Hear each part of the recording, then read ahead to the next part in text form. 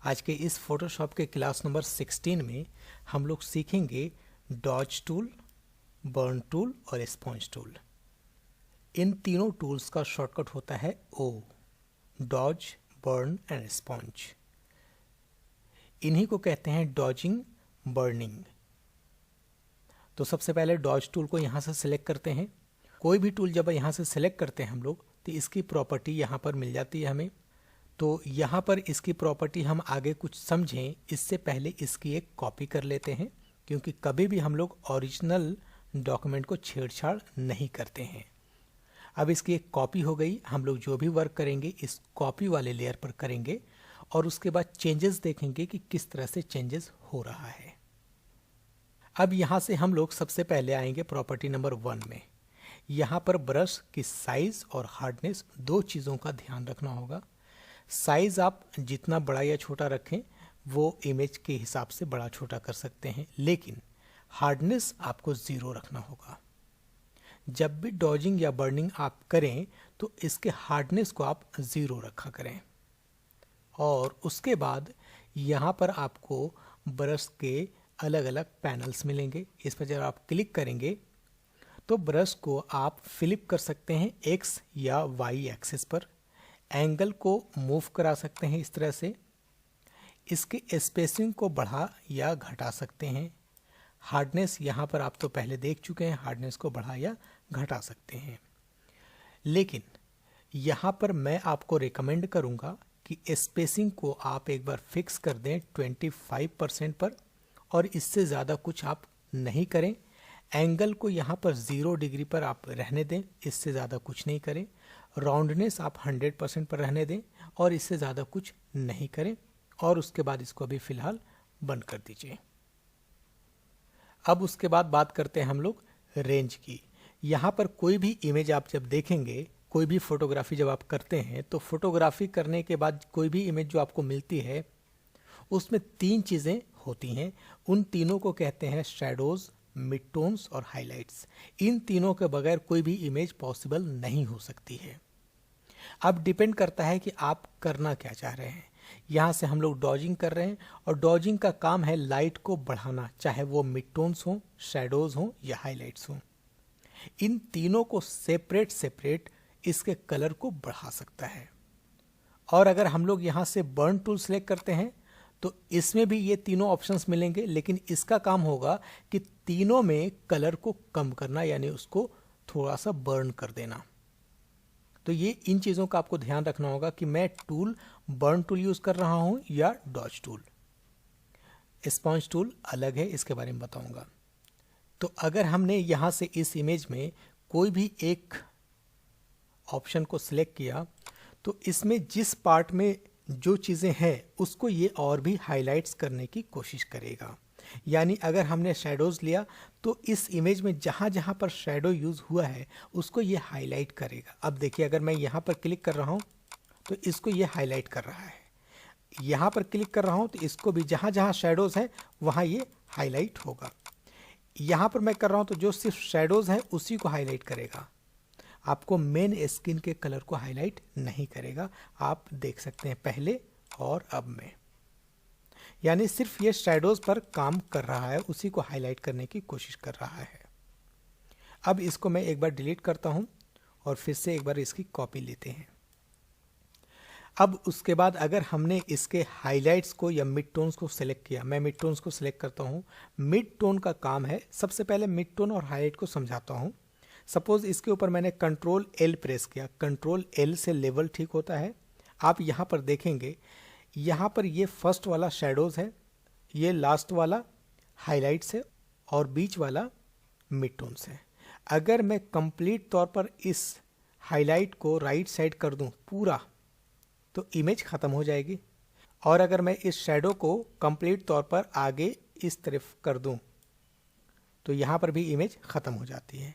इससे पूरा क्लियर हो जाता है कि किसी भी इमेज में मिड टोन्स का होना ज़रूरी है और शैडोज़ एंड हाइलाइट्स को एक परफेक्ट जगह पे रहना भी ज़रूरी है। अब सिर्फ मैं मिड टोन्स को जिधर लेकर जाना चाहता हूँ उधर लेकर जाऊँगा तो यहाँ पर कलर में डिफरेंस मिलेगा। इन्हीं चीज़ों को हम टूल्स में यहाँ पर देख रहे हैं। ये देखिए। तो अगर हमने मिड टोन्स लिया तो मिड टोन्स में जो कलर्स हैं उसको ये बढ़ाने की कोशिश करेगा। तो मैं अगर इसको बढ़ा रहा हूँ तो इसमें जो जो कलर है आप देखिएगा उसमें ये बढ़ जाएगा इस तरह से। अब आप देख सकते हैं पहले और अब में, तो सिर्फ इसमें कलर बढ़ा है। अब इसको फिर से मैं एक बार डिलीट करता हूँ और इसकी एक बार फिर से हम लोग कॉपी करते हैं। अब उसके बाद अगर मैंने हाइलाइट्स को बढ़ाया तो जो इसमें लाइट यूज़ हुआ है उसमें ये और भी ज़्यादा बढ़ा देगा। देखिए मैं यहाँ से क्लिक कर रहा हूँ तो जहाँ जहाँ लाइट है इसको और भी ज़्यादा ये हाईलाइट कर देगा। अब देख सकते हैं पहले और अब। इसको मैं डिलीट करता हूँ, फिर से इसकी एक कॉपी करते हैं। अब उसके बाद एक्सपोजर है। एक्सपोजर आप कितना ज़्यादा रखना चाहते हैं। अगर आप 100% कर देंगे तो एक्सपोजर बहुत ज़्यादा एक ही बार में यूज़ हो जाएगा। अगर आपने एक्सपोजर कम किया तो आप एक परफेक्ट एडिटिंग कर पाएंगे। तो अगर आपको परफेक्ट एडिटिंग करना है तो एक्सपोजर को बहुत ज़्यादा नहीं बढ़ाएंगे, मैक्सिमम 20-25% के आसपास रखेंगे। मैं 20% सजेस्ट करता हूँ। अब उसके बाद यहाँ पर एक ऑप्शन है प्रोटेक्ट टोन्स।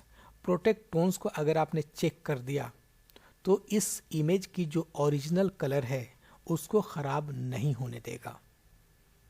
और यहाँ पर है ये एयर ब्रश। इस एयर ब्रश को अगर आपने चेक कर दिया तो ये जहाँ पर भी आप क्लिक करेंगे ये स्मूथली काम करेगा। ध्यान रखें ये स्मूथ काम करेगा।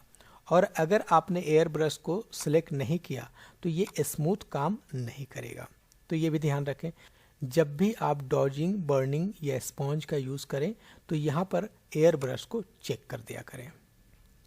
अब उसके बाद एक लास्ट में ऑप्शन है, इस ब्रश को आप कितना प्रेशर यूज़ करना चाहते हैं। अगर आपने इसको भी चेक कर दिया तो ये काफ़ी प्रेशर से यूज़ करेगा। तो इसको आप यूज़ ना करें। जब ज़रूरत पड़े, जब आपकी इमेज बहुत ज़्यादा टफ हो, तब आप इसको एयर प्रेशर ब्रश का यूज़ करें। तो ये बात हो गई डॉजिंग की। अब इस इमेज में कितनी डॉजिंग करनी चाहिए, कैसे डॉजिंग करनी चाहिए वो देखिए। मैं यहाँ से इस इमेज में एयर ब्रश को चेक कर दिया और इसको थोड़ा सा मैं डॉजिंग करने की कोशिश करता हूँ। बहुत ज़्यादा नहीं, एकदम नॉर्मल, ताकि इमेज देखने में ठीक लगे। ये देखिए पहले और अब आपको दिख रहा होगा क्लियर। तो किसी इमेज के फेस पर अगर आपको लाइट यूज़ करना है तो आप इस तरह से डॉज टूल का यूज़ करेंगे। अब हम लोग बात करते हैं बर्न टूल का। बर्न टूल कैसे यूज़ करेंगे उसके लिए फिर एक कॉपी कर लेते हैं।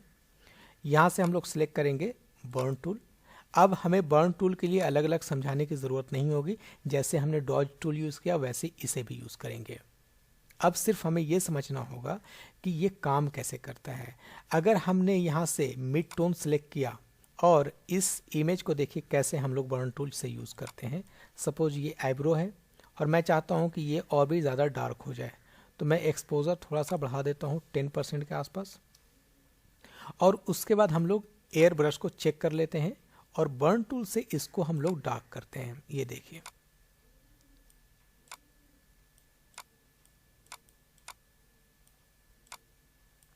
अब आप देखेंगे पहले और अब, पहले और अब। तो इस तरह से आप कहीं पर भी जहाँ पर लगे कि और ज़्यादा डार्क होना चाहिए इमेज, आप वहाँ पर डार्क कर सकते हैं। इन आँखों पे भी अगर बीच में आप क्लिक करेंगे तो इसको आप और भी ज़्यादा डार्क कर सकते हैं। ये देखिए पहले और अब, आँखों में भी डार्कनेस बढ़ा दिया हमने।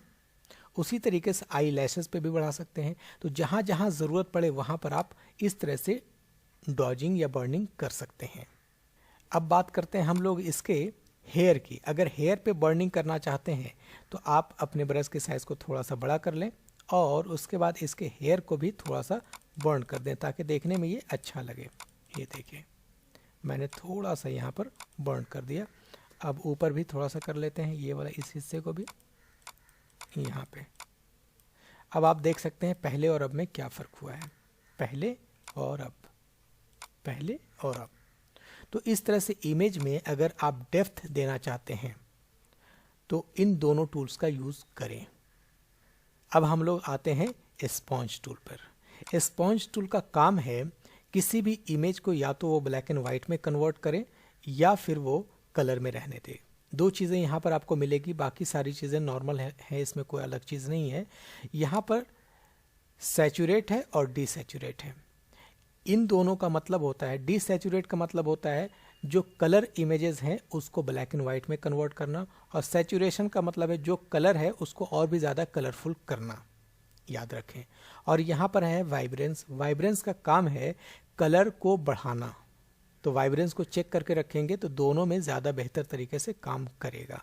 सपोज मैंने डीसैचुरेट लिया और अपने ब्रश के साइज़ को मैं बढ़ाता हूँ, यहाँ से ब्रश के साइज़ को मैं थोड़ा बढ़ा देता हूँ और भी ज़्यादा। और उसके बाद अगर मैं इसको डीसैचुरेट करता हूँ, सबसे पहले इसकी कॉपी ले लेते हैं और डीसैचुरेट करते हैं, देखिए क्या होता है।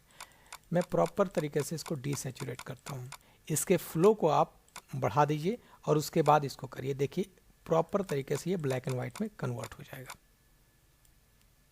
आप देख सकते हैं इसी इमेज को हमने किस तरीके से ब्लैक एंड वाइट में कन्वर्ट कर दिया सिर्फ इसको यूज़ करके। और अगर हम लोग डीसैचुरेट के जगह पे सैचुरेट रखेंगे तो क्या होगा उसको भी देखते हैं। इसको मैं यहाँ से डिलीट करता हूँ और फिर से एक कॉपी इसकी लेते हैं और इस बार हम लोग यहाँ से सैचुरेट यूज़ करेंगे। सैचुरेट का मतलब ही होता है कलर को बढ़ाना।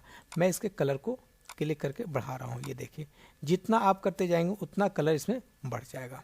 इस तरह से आप कलर बढ़ा सकते हैं, देखिए पहले और अब में। तो इसको भी आप यूज़ कर सकते हैं। अगर आपने इसके फ्लो वगैरह को 30% या 40% के आसपास रखा तो इसके कलर में भी आप अच्छा लुक दे सकते हैं। ये देखिए मैं थोड़ा सा यूज़ कर रहा हूँ, ज़्यादा नहीं। अब देखिए पहले और अब में, पहले और अब। तो इस तरह से किसी भी इमेज को बहुत ही बेहतर लुक आप दे सकते हैं सैचुरेट और डीसैचुरेट करके। तो अब मुझे ऐसा लगता है कि इन तीनों टूल्स में कोई भी दिक्कत नहीं आएगी। अब आप काम कैसे करेंगे वो देखिए। ये है बिफोर और ये है आफ्टर। इसको आप काम कैसे करेंगे करके मुझे दिखाएंगे कैसे। उसके लिए एक न्यू डॉक्यूमेंट मैं यहाँ से ओपन करता हूँ। सपोज मैंने लिया यहाँ से 1000 और बाई 500 की एक साइज ली। ओके, अब 50% में हम लोग दिखाएंगे बिफोर और 50% में आफ्टर। तो सबसे पहले यहाँ से आप शेप टूल पे आ जाएं। इसको पढ़ाऊँगा, अभी आप लोग परेशान ना हो। और यहाँ से ब्लैक कलर ले लिया और पतली सी एक लाइन बना लिए। मूव टूल पर जाएंगे और अलाइन कर देंगे। कंट्रोल ए से ऑल सेलेक्ट करेंगे और सेंटर अलाइन कर देंगे और कंट्रोल डी से डी सेलेक्ट करेंगे। अब उसके बाद इस नीचे वाले लेयर पर आ जाएंगे और फिर से रेक्टेंगल टूल पर आएंगे और यहाँ से हम लोग एक रेक्टेंगल बनाएंगे 50% पर। ये बड़ा भी बना देंगे तो कोई दिक्कत नहीं, और कोई भी कलर में रहे कोई दिक्कत नहीं है। अब मूव टूल पर आ जाइए, इस लेयर पे रहेंगे और यहाँ से ये है आफ्टर। सबसे पहले इसमें मैं थोड़ा सा और ज़्यादा सैचुरेशन यूज़ कर लेता हूँ, उसके बाद दिखाते हैं आपको। चलिए सैचुरेशन यूज़ कर लिया।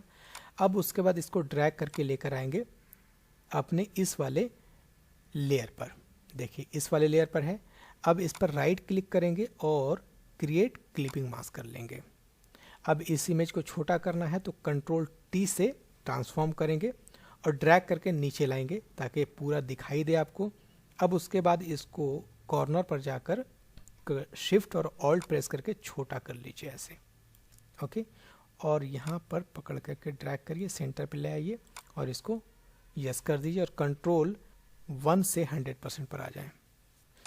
अब इसको मैं यहाँ पर लाकर ऐसे यूज़ कर रहा हूँ, ठीक है।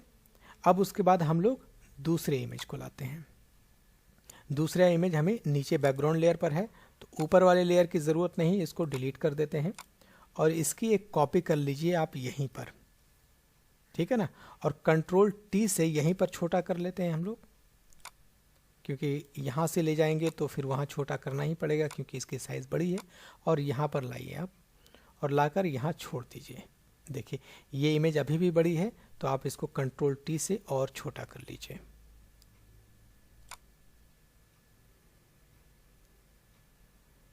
ऑलमोस्ट इतना।